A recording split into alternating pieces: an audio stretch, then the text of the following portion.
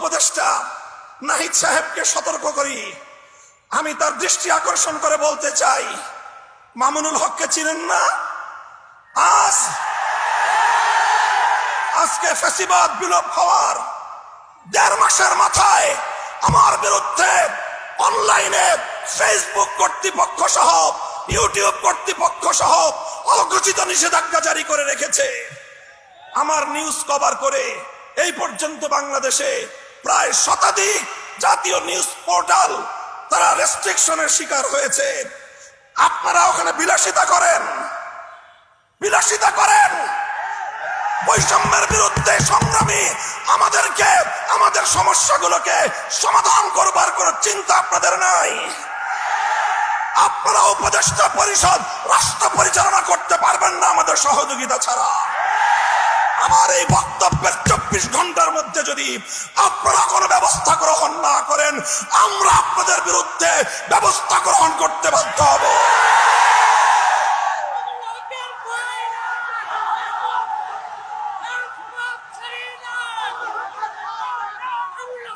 সংগ্রামী সাথী ও বন্ধুগণ, আমরা পরিষ্কার ভাষায় বলি, আন্দোলনে ছিলাম আমরা, সংগ্রামে ছিলাম আমরা, রক্ত দিয়েছি আমরা, কারারুদ্ধ হয়েছি আমরা, অন্যায় অপমানের শিকার হয়েছি আমরা, ষড়যন্ত্রের শিকার হয়েছি আমরা, যুদ্ধ করে বিজয়ের রণাঙ্গনেও ছিলাম আমরা।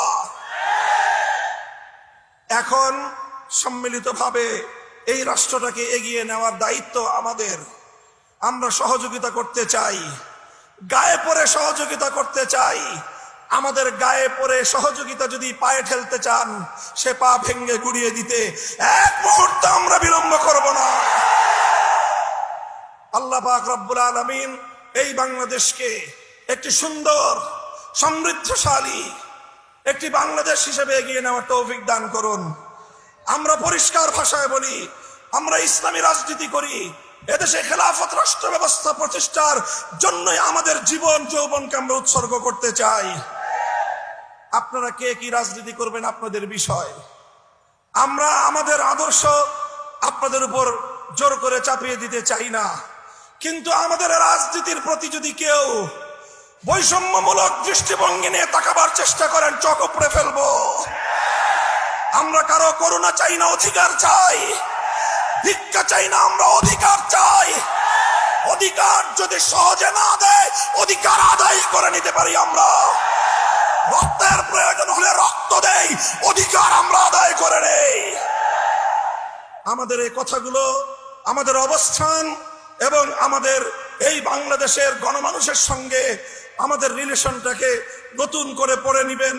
যদি কেউ যদি আমাদের ব্যাপারে অন্য কোনো ভাবনা ভাবতে চান, তাহলে আপনাদেরকে রাজপথে মোকাবেলার দাওয়াত থাকলো। সংগ্রামী সাথী ও বন্ধুগণ, একটি সুন্দর বাংলাদেশ গড়ে উঠুক, বৈষম্যহীন বাংলাদেশ গড়ে উঠুক। আর কোন শিক্ষাঙ্গনে তোফাজ্জলদের মতো আর কোন মানুষকে যেন এভাবে বিচার বহির্ভূত হত্যাকাণ্ডের শিকার হতে না হয়।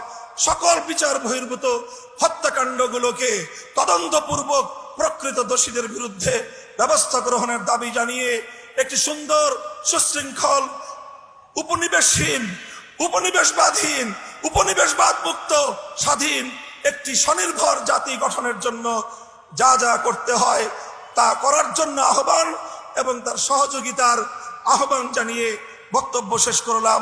নাসরুম মিনাল্লাহি ওয়া ফাতহুন করিব ওয়া আখিরু দাওয়ানা আলহামদুলিল্লাহি রাব্বিল আলামিন।